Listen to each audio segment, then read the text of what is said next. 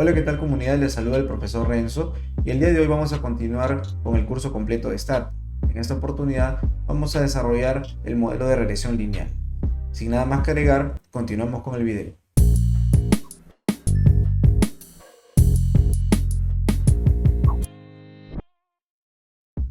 Muy bien, antes de iniciar vamos a repasar algunos conceptos básicos de la regresión lineal. Cabe resaltar que no vamos a ser muy exhaustivos en la revisión de estos conceptos, debido a que vamos a hacer un curso especial para este tema próximamente en el canal. Así que esperamos de que tengan nociones generales sobre este tipo de modelos. Muy bien, en grandes rasgos, ¿qué es un modelo de regresión lineal? Bueno, es un modelo estadístico que relaciona a una variable dependiente y con otras variables independientes x. Hay básicamente dos tipos de modelos. Tenemos el modelo simple que relaciona a solamente una variable dependiente con la variable y el modelo múltiple que toma más de una variable independiente para relacionarla con la variable y. En este caso tenemos hasta k variables independientes relacionándose con la variable y. En ambas ecuaciones tenemos el intersecto determinado por este beta sub 0 y además también tenemos a una variable que está determinada por esta u, ¿verdad? Esto se refiere a el término no observable, que son variables que no se observan pero que afectan a y. A esto se llamará el residuo. Cabe resaltar que estos coeficientes que acompañan a las variables independientes determinan la magnitud y la dirección en la que estas variables independientes afectan a y. Por último, indicar de que esto es un modelo teórico debido a que está tomando datos poblacionales y como tal goza de ciertos supuestos. Estos son 6: linealidad en los parámetros, exogeneidad estricta, no multicollinearidad perfecta, homoscedasticidad, no autocorrelación y normalidad de los residuos, más que nada para la parte inferencial. Ahora, nosotros ¿qué queremos hacer con este modelo? Bueno, nuestro interés es explicar y pronosticar el comportamiento de la variable y a través del comportamiento de las variables x. Entonces, para eso, como se hace en la mayoría de trabajos, vamos a extraer una muestra. En este caso va a ser una muestra aleatoria, en donde se van a proponer estimadores beta sombrero para predecir el valor poblacional de y.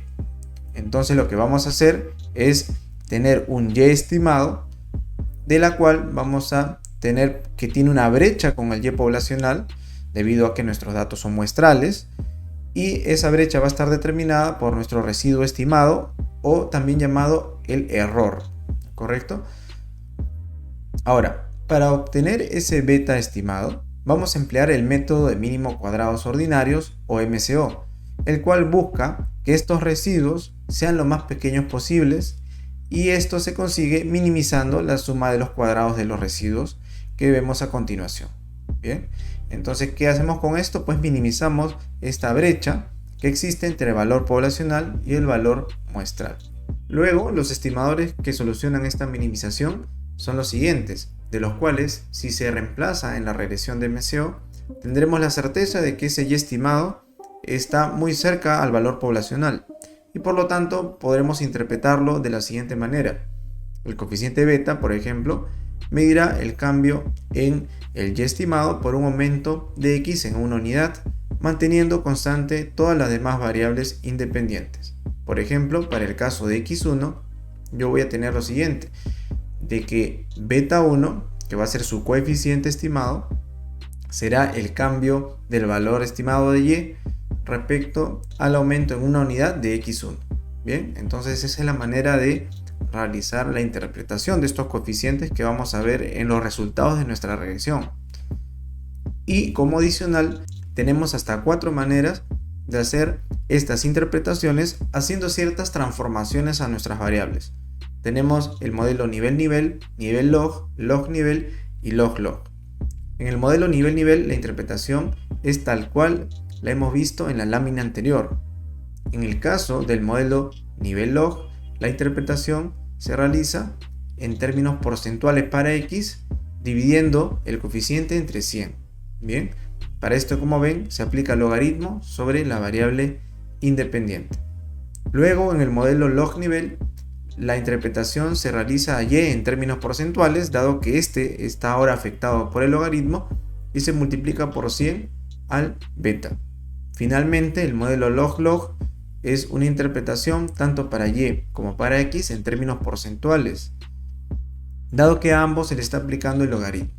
Vamos a ver un caso práctico en Stata para entender esto mucho mejor. Muy bien, en estos momentos ya estoy en el Stata. Como es tradicional, vamos a nosotros fijar nuestro directorio de trabajo y en esta oportunidad vamos a usar la base de datos Gasoline que compartiré con ustedes en la descripción del video para que la puedan usar. Bien, ahora tengo una data Gasoline que básicamente me va a explicar un poco el gasto en combustible, pero para eso vamos a usar el comando describe para que me dé mayor información sobre la data. Por ejemplo, miren, acá tengo variable relacionada al país, al año, al gasto, a los ingresos y a los precios.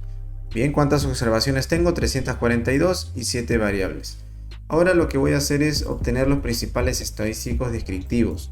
Para eso voy a usar el comando zoom, que hace referencia al comando summarize, pero de forma abreviada yo puedo escribir el zoom y automáticamente me va a dar la información de este resumen. Bien, entonces yo estoy viendo de que hay 342 observaciones en todas las variables y tengo, bueno, valores de media, desviación estándar, mínimo y máximo, que ahorita no voy a ver a detalle. Ahora, imagínense que yo quiero realizar una regresión sobre estas variables y yo voy a seleccionar a la variable dependiente, el logaritmo del gasto en autos, y como variables independientes primero a el logaritmo de los ingresos. ¿Y eso por qué razón? Porque yo quiero ver cómo se comporta el gasto de la gasolina cuando el ingreso varía, ¿no? Entonces esa es mi primera regresión que yo voy a realizar y para eso voy a realizar el comando regress. ¿Qué necesita el comando regress para ejecutar la regresión? Necesita la variable dependiente que irá a continuación, que es lgascar, y luego tengo que acá ingresar la lista de variables independientes, que pueden ser varias, ¿no? Porque podríamos estar en un contexto de regresión múltiple, pero sumamos que vamos a ver un modelo de regresión simple, así que vamos a poner solamente una variable independiente. En este caso yo había dicho que era lincomp, ¿no? Voy a seleccionar este comando y voy a ejecutarlo. Luego en mi cuadro de resultados yo veo que se ha generado una tabla en donde me muestra mucha información. Yo me voy a concentrar por ahora en esta columna. ¿Y qué estoy viendo? Estoy viendo los betas sombrero o los coeficientes, en este caso asociado al logaritmo de los ingresos. ¿Cómo se interpretaría esto? Tengan en cuenta que esto es un modelo log-log, porque miren, la variable dependiente está en logaritmos y la variable independiente también. Entonces la interpretación sería de la siguiente manera. Un incremento de los ingresos en un 100% genera una reducción del 29.9% en el gasto de gasolina. ¿Correcto? Esa sería la interpretación. Ahora, ¿qué pasa si yo quiero expandir mi modelo y generar un modelo de regresión múltiple? Tendría que agregar una variable adicional. Voy a agregar la variable de precios, que también la tengo en mi data. Ahora voy a correr el modelo y como ven ustedes se ha generado la misma tabla, pero ahora incorporando este nuevo coeficiente. Luego también yo puedo agregar mi última variable que está asociado a el stock de autos disponibles y la puedo generar como tercera variable independiente. Bien, si yo nuevamente corro esta regresión voy a tener una nueva tabla ahora con el coeficiente adicional, pero a la vez, como ven, los valores y los signos se van modificando, ¿no? Esto porque a medida que yo voy agregando más variables independientes, más enriquezco el modelo y más los coeficientes se ajustan para dar mejores valores.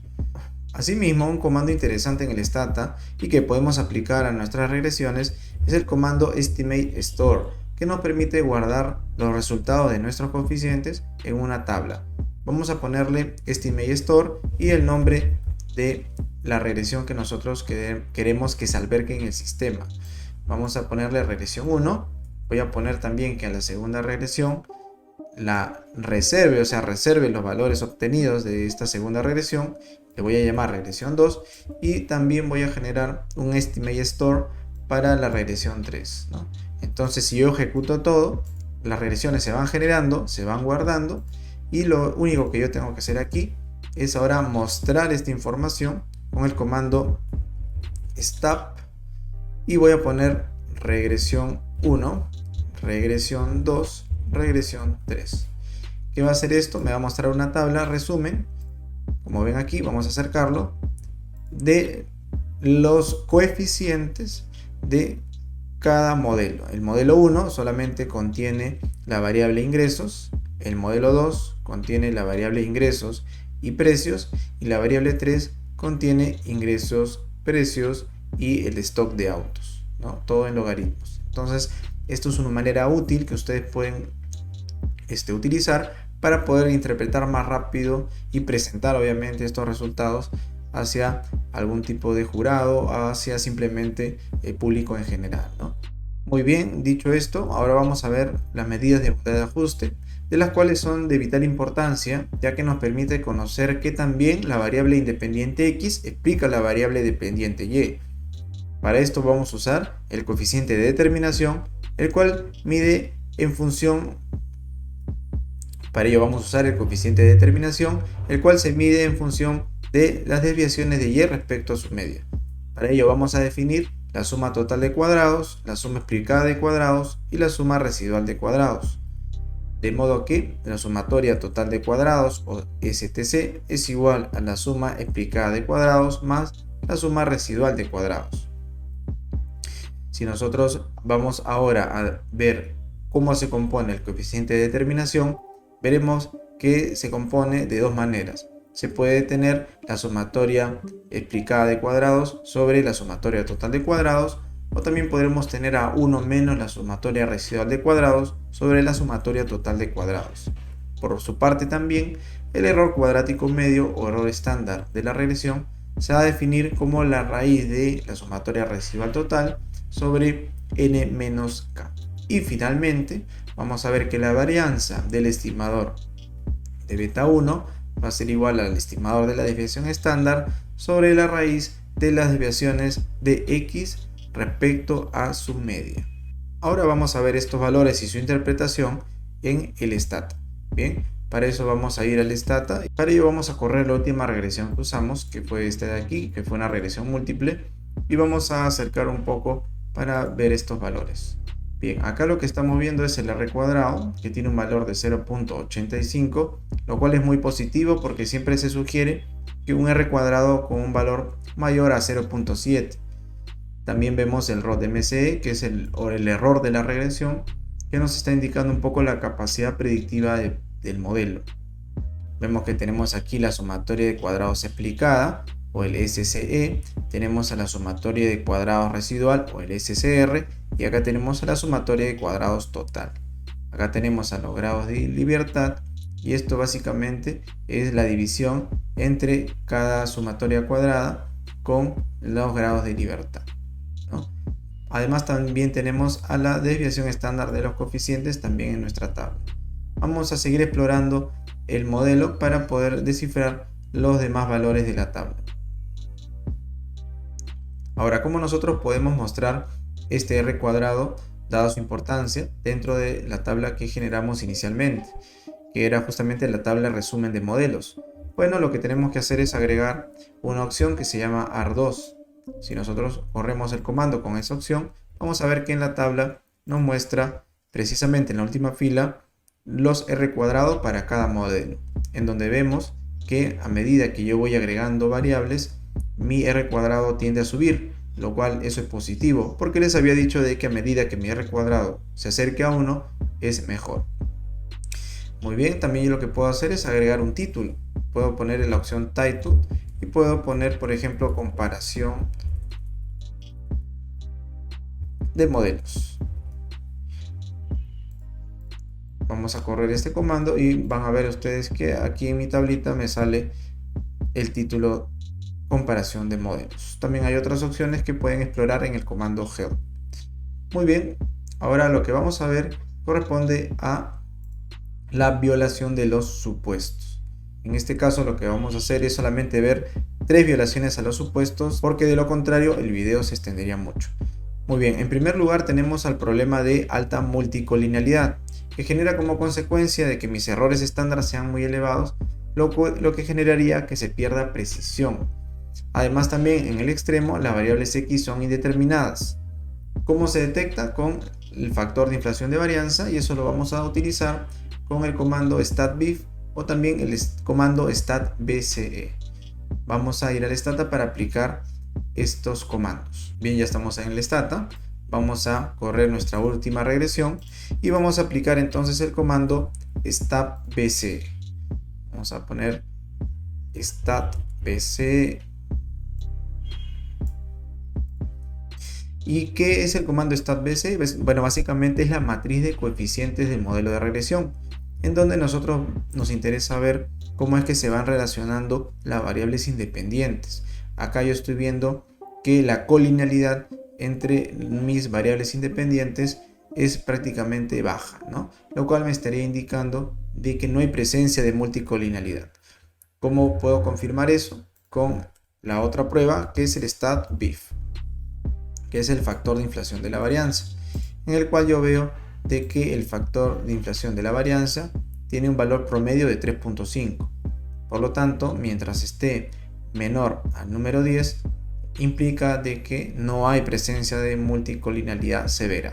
Bien, entonces yo concluyo que no hay problema de multicolinealidad. No existe problema de multicolinealidad severa. Ahora pasamos a el otro problema, que es la heterocedasticidad. ¿Y qué genera la heterocedasticidad? Que es lo opuesto a la homocedasticidad. Genera estimadores no eficientes o que no tienen varianza mínima. ¿Cómo yo detecto el problema? Con el test de Breusch-Pagan o el test de White. ¿Cuáles son los comandos para cada uno de ellos? El stat-htest y el stat-imtest-white respectivamente. Muy bien, ya nos encontramos en el stat y vamos a correr entonces la prueba de Godfrey. Bien, aquí lo que estamos viendo es de que se plantea una prueba de hipótesis de chi cuadrado, en donde la hipótesis nula es de que la varianza es constante o hay homocedasticidad. Pero vemos que se rechaza la hipótesis nula, por lo tanto vemos que sí hay presencia de heterocedasticidad. También si nosotros corremos el test de White, vemos de que también hay un rechazo de la hipótesis nula de homocedasticidad. En conclusión, vemos de que hay problemas de heterocedasticidad. ¿Cómo se soluciona? Solución, lo que se hace es que a la regresión vamos a incluirle, vamos a poner nuestra regresión acá, vamos a incluirle la matriz de varianzas de White. Vamos a usar la opción Robust. Bien, si usamos la opción Robust, entonces nosotros incluimos la matriz de varianzas y covarianzas de White, solucionando el problema. ¿Cómo me doy cuenta de eso? Para eso lo que voy a hacer es generar un estimate store de esta regresión. Vamos a ponerle regresión 4, que va a ser con la solución del problema de heterocedasticidad, y lo que voy a hacer es ahora incluirlo en mi tabla. Bien, vamos a poner entonces que me muestre la regresión 1, 2, 3, pero también la regresión 4 para ver cómo ha variado los coeficientes con la solución del problema. Vamos a correr esta tabla. Ahora sí, y miren, como se observa, no hay variación en cuanto a los coeficientes, pero ¿qué ha variado? Ha variado las desviaciones estándar. Y ustedes, si comparan las desviaciones estándar en el caso de el modelo 4, han disminuido rotundamente. ¿Por qué? Porque se ha empleado una matriz de varianzas y covarianzas modificada, lo que ha permitido reducir la desviación estándar, que justamente genera ese problema de falta de eficiencia en los coeficientes. Por lo tanto, de esa manera nosotros estamos combatiendo este problema de heterocedasticidad. En conclusión,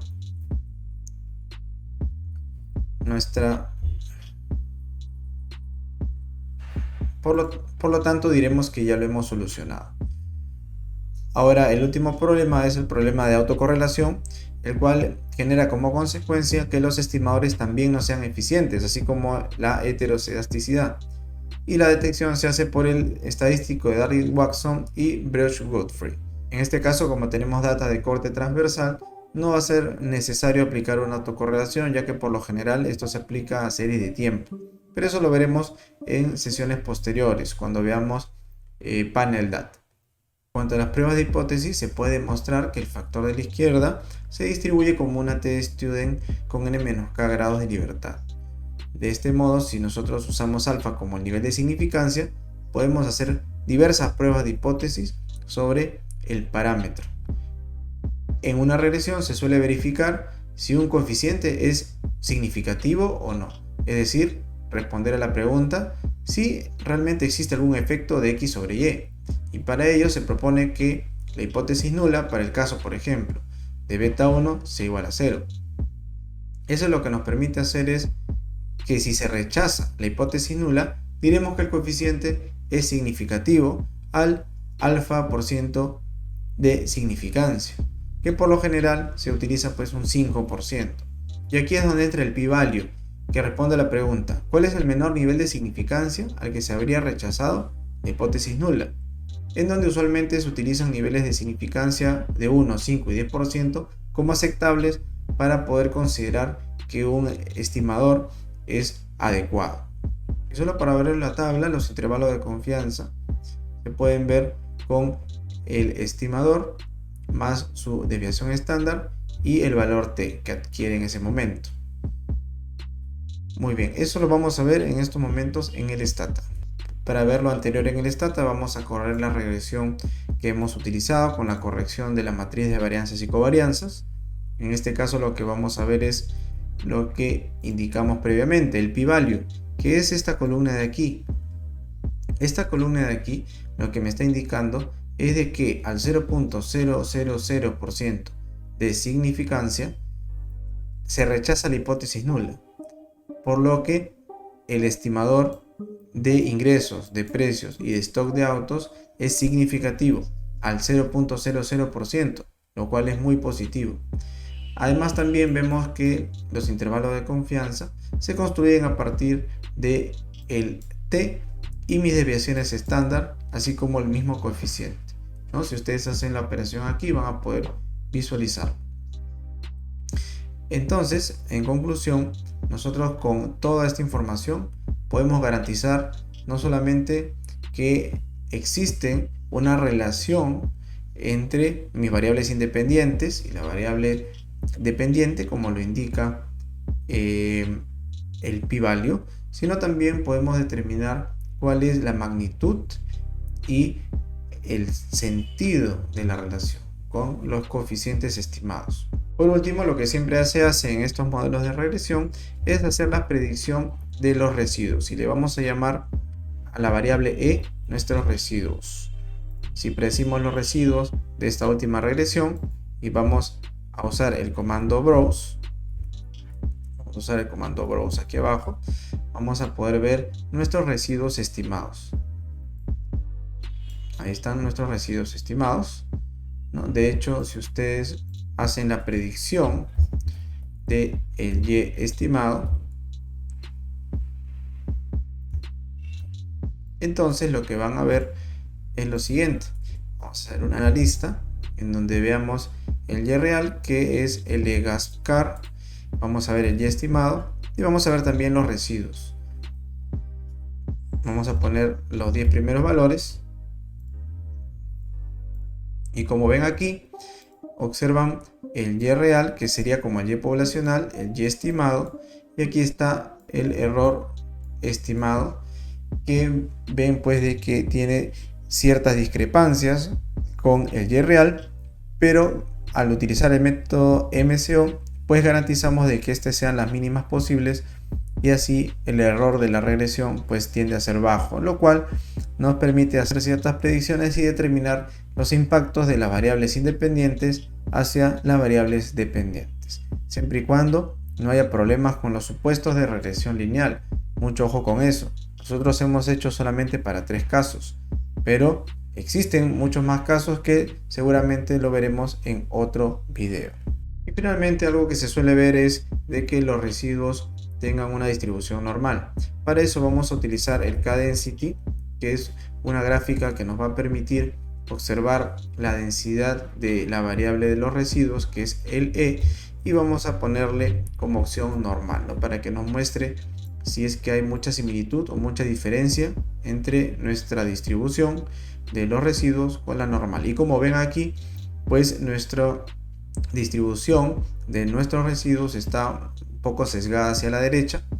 Hay mucha concentración de datos hacia los valores que están a la izquierda del cero, por lo que tendríamos que hacer algunos ajustes sobre nuestro modelo para que pueda adecuarse un poco más a una normal. Pero bueno, eso ya escapa de este video. Este es un video más que nada para ver nuestras principales herramientas en el Stata para poder hacer un buen análisis de regresión. Muy bien, entonces eso sería todo de mi parte. Les agradezco por ver el video del día de hoy. Recuerden darle like al video, suscribirse, dado que vamos a subir más videos relacionados a diferentes software de economía y finanzas. Que tengan muy buenas noches. Conmigo será hasta la próxima.